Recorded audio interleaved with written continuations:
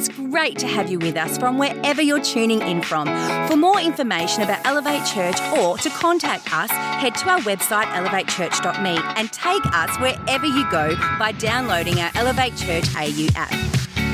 We hope this message inspires and helps you to take your next steps in your journey. Good morning, Elevate.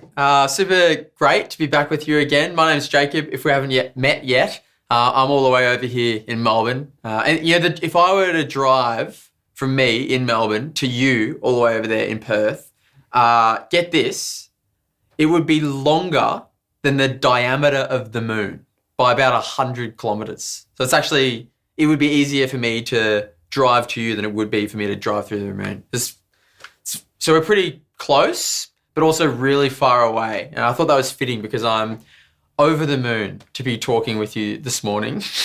I've been reading through the Sermon on the Mount at the moment, and I came across a challenging teaching.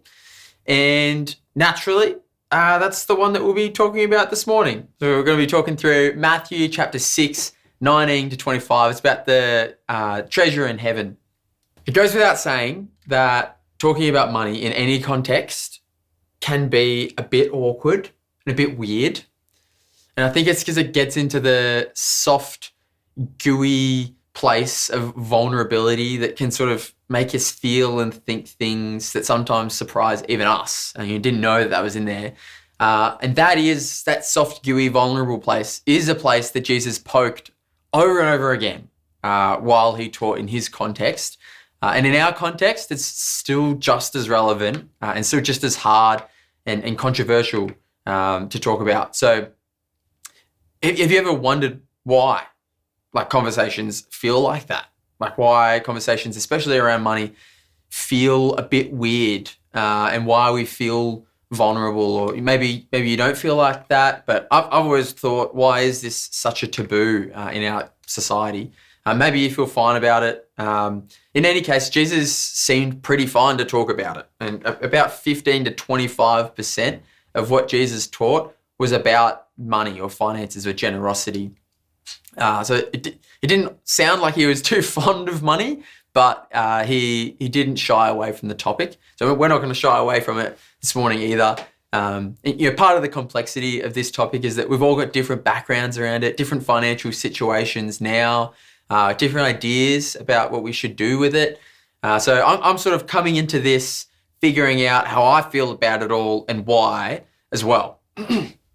The day I started writing this message, I was at home because my car was in for a service.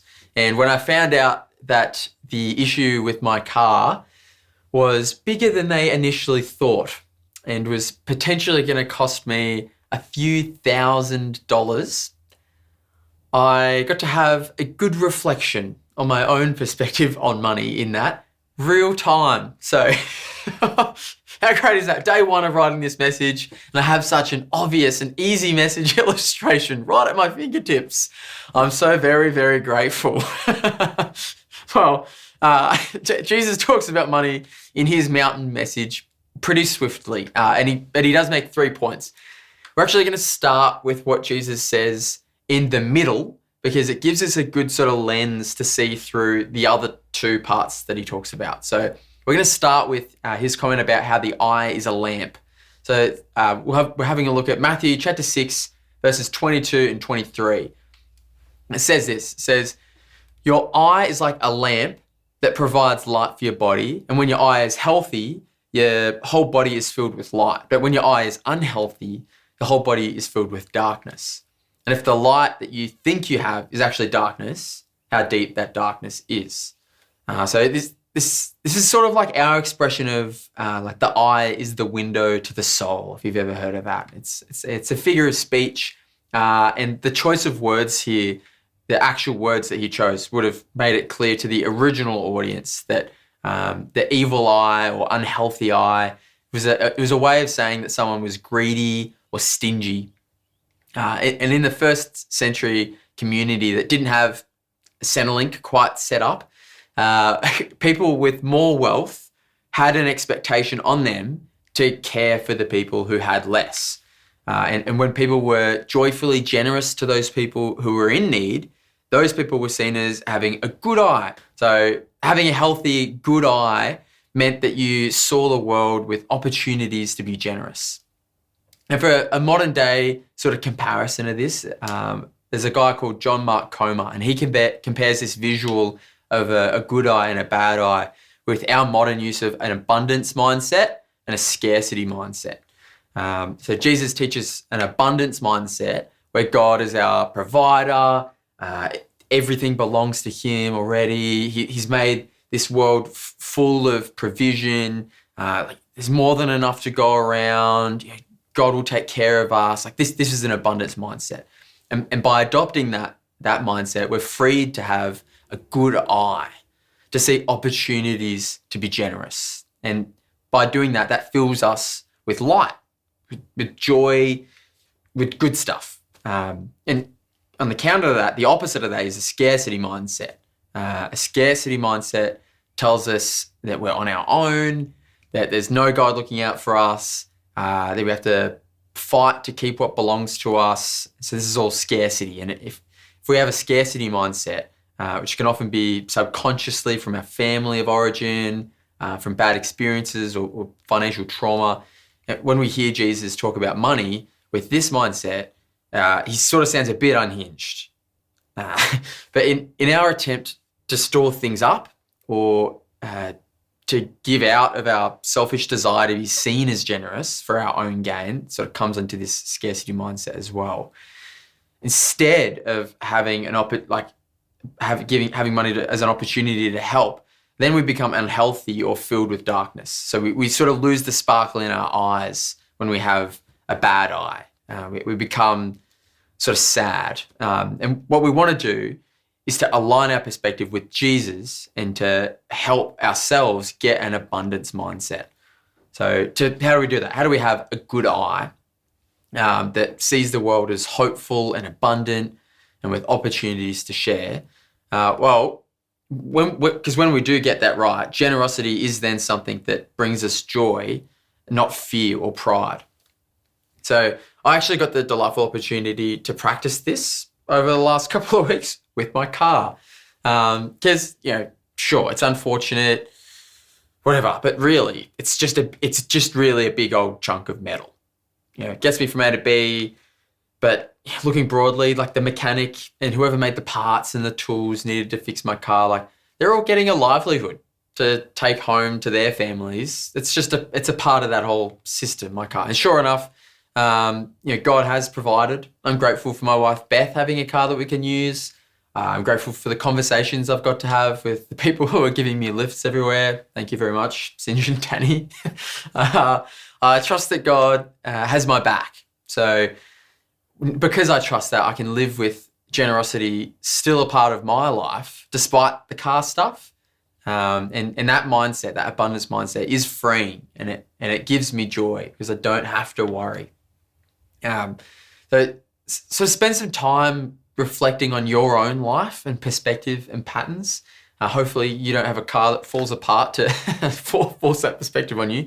But if you want to change your mindset, have a chat with someone that you trust about it, or speak to a mentor who you recognize as a generous and joyful person. One cool place to start is to plan generosity, and it might be $5, might be $500. Pick something that is a sacrifice to you, a generous sacrifice to you, and just put that aside. And sometime this week, practice an act of abundant generosity. Just give it a go. Talk with your partner and figure out an amount that's just above what's comfortable, and go, you know what, we're going to give this away. It could be a coffee for someone. Maybe it's giving something that you own to a friend. It could be paying for someone's fuel. Ask God, to provide an opportunity for you to give that away, and get in touch with how that feels, because it should feel good. The whole point here is that we become more like Jesus, and in being like Jesus and acting out of generosity, we feel like Jesus does too, and experience the joy that he had.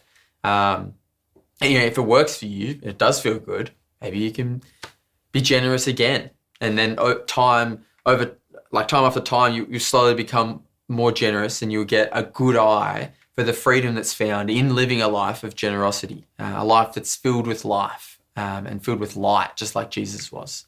So it's having a good eye and a bad eye. And then Jesus also, in another part, it's treasure time here, Jesus had to say some stuff about our stuff. So in the first part of this, we're talking Matthew chapter 6, 19 to 21. Jesus says, "Don't store up treasures here on earth, where moths eat them and rust destroys them, and where thieves break in and steal. Store your treasures in heaven, where moths and rust can't destroy and thieves don't break in and steal. Wherever your treasure is, there the desires of your heart will also be." So part of what makes us human is our just natural ability to treasure things. It's sort of built into us, even from a young age. Kids tend to take a liking to a trinket or a toy or something. My mum actually saw a kid the other day. She was telling me a week or two ago that she saw a kid walking down in the shops whose chosen treasure was a giant Spider-Man teddy that was like as big as him.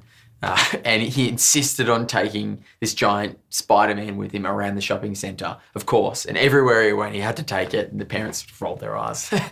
Dallas Willard puts it well, and he says that we reveal what our treasures are by what we protect, secure, and keep.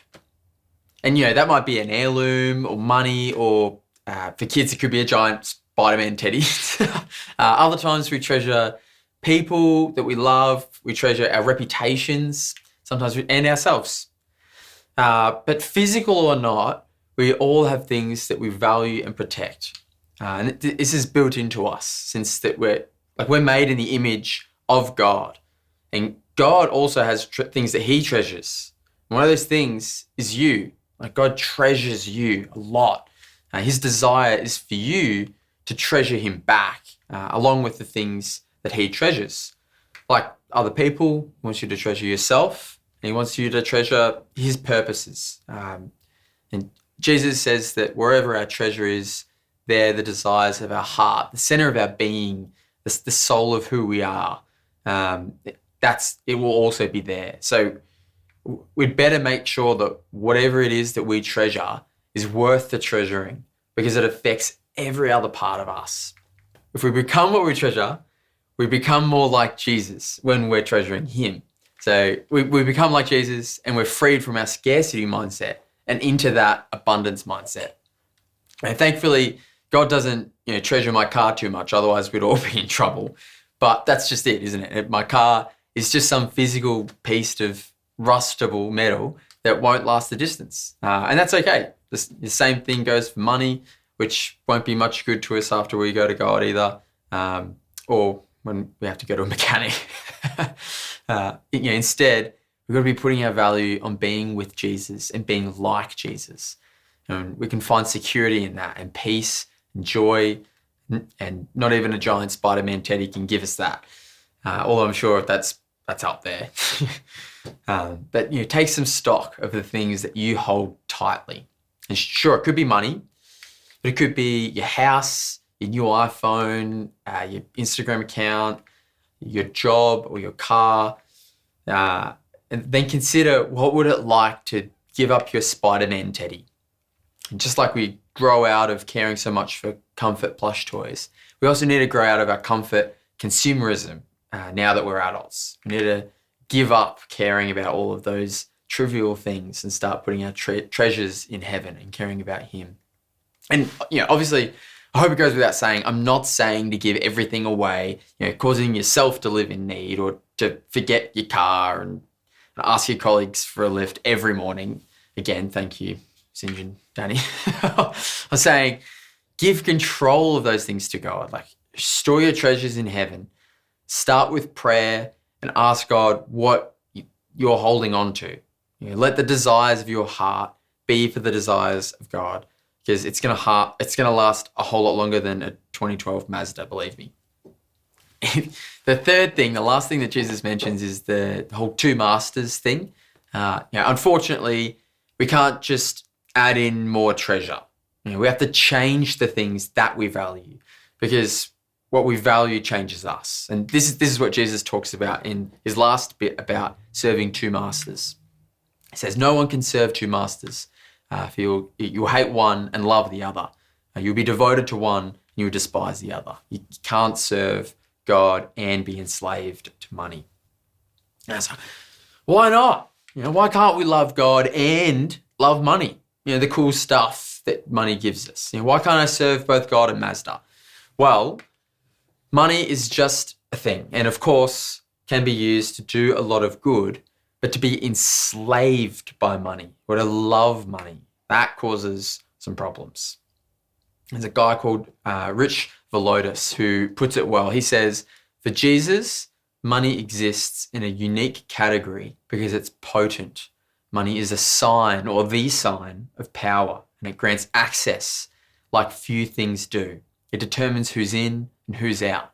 People sacrifice the well-being of their family for money. Health is compromised in the pursuit of money. Integrity is surrendered because of money. Boundaries are crossed because of money. Power is exchanged for money, and voices are silenced because of money. He says that money can absorb our lives, cloud our moral judgment, and damage our relationships. And I think he's spot on. Now, I think this frames why Jesus talked about money so much, because it is a powerful tool, but it can quickly become more than just a tool. So when we love money, all of a sudden we default back to that scarcity mindset. We start compromising and we ignore the things that God treasures. We spend everything we have on owning things, but those things end up owning us. And our value gets tied up in the treasures down here that just don't last. And instead of our values being found in Jesus, who loves us and has our best interests in mind forever. And when we let go of our love for money and use our wealth like Jesus would use it, what we get is far more valuable than anything that can be bought. We get a relationship with Jesus and the freedom and joy that come with that. We get to live with a good eye, which helps the people around us and brings trust that God will provide enough, which is freeing. So what does Jesus have to say about money? Live generously, love Jesus and his treasures, laugh at money's attempt to control you. Live, love, laugh, if you will. Here's how you can level that up. So I would start by planning 15 minutes into your afternoon or sometime this week. Find some time to just dig deep and consider where you're at with your relationship to money and stuff. And do you feel like you need those numbers in your account to feel safe? Or do you feel shame about not having enough or not being generous enough? Do you feel proud of the stuff that you have? Or do you feel fear around your financial future? Because none of these should be around. None of those feelings should be there. And when you have an abundance mindset, it's like all of those things fall away. And so spend some time asking God, God, what's holding me back from that freedom that can be found in you? And ask God how you can be more generous to the needy with your time, to get that good eye. With your time, your talent, and literally your treasure. Plan to talk to a mentor for some accountability, or to get someone to have a little look in and maybe see a blind spot that you can't pick up yourself. This is going to take time as well. It's not going to be fixed in the 15 minutes. There's no get-rich-quick scheme out of a scarcity mindset, unfortunately. Just the slow work of prayer and mentoring and practiced generosity. Now, again, I'm not implying that you get rid of everything. Remember that we need to treasure what God treasures, which includes taking care of our families and ourselves. Saying that when our value is found in Jesus instead of money, life is just better. Sure, you're likely going to end up with less stuff over time, if we're real, but not because you have to have less. Because since you don't need that stuff to be happy, you just end up with less of it, which is good and will feel good. I still need to be driving a car around at some point. but I'm not driven by the need to have a nice, perfect car. I'm letting Jesus literally take the wheel and trusting him that I'm going to be okay. And with or without a car, with or without the money that it's going to cost to fix it. And I won't let either of those two things get in the way of my generosity or love for Jesus. And for me, that means that we'll be just slowly filling that emergency fund back up now that a chunk of it has been used but feeling that that's not going to replace my usual giving to church, because I've built that into my schedule. And that's one of the ways, just personally, that I build my own abundance mindset, knowing that what I earn can be used for the world, not just my world. I'm also going to continue to find ways to be generous with my time, inviting people over to my house more frequently, since I literally can't drive to them, of course. And a lack of something like a car doesn't define my attitude towards mentoring, hosting, and leading. It just changes what those things look like. And I've actually heard back. We're coming to the end of our time today, but I did hear back from my mechanic, and funnily enough, right as I was finishing this message, the day I finished, just like the day I started, I heard it was going to cost me a lot of money. The moment I finished this message, I get this text from my mechanic telling me how much it was going to cost. And it's actually not nearly as much as I thought. It's like $1,000 instead of what I thought was going to be $4,000. It's still money, but it's just so much better than I thought. Now, I wrote this whole thing thinking it was going to cost me a lot, and realizing that it didn't matter to me as much as my relationship with Jesus. And sure enough, God did come through. God did provide. And it doesn't always end up that way, realistically. Like sometimes it might cost more than $4,000, but I just thought the timing was perfect for this message to get that response back. It was like he was going like, abundance mindset, it wins in the end. So plan generosity into your actual budget so that your good eye stays bright. Store your treasures in heaven by desiring Jesus and partnering with what he's doing. And love and trust Jesus alone, and let go of your love and trust in money. Let's pray. Jesus, we want you alone. Show us the things that hold us back from that, and teach us to let those things go. And give us the strength to be generous just as you are. You are worthy of what we have and so much more. You have it all, and we love you so much. You are our treasure, and we want to treasure you starting today. We love you so much. Amen. We really hope you got a lot out of this message. If you live in the Perth area, we'd love for you to join one of our live experiences. For times and directions, as well as information, head to our website, elevatechurch.me. For those of you beyond the Perth area, we'd love for you to connect with our online experience, which premieres every Sunday via YouTube and Facebook Live, and on demand immediately after. And to partner with us to reach more people by giving financially, head to our website, elevatechurch.me, and also download our Elevate Church AU app.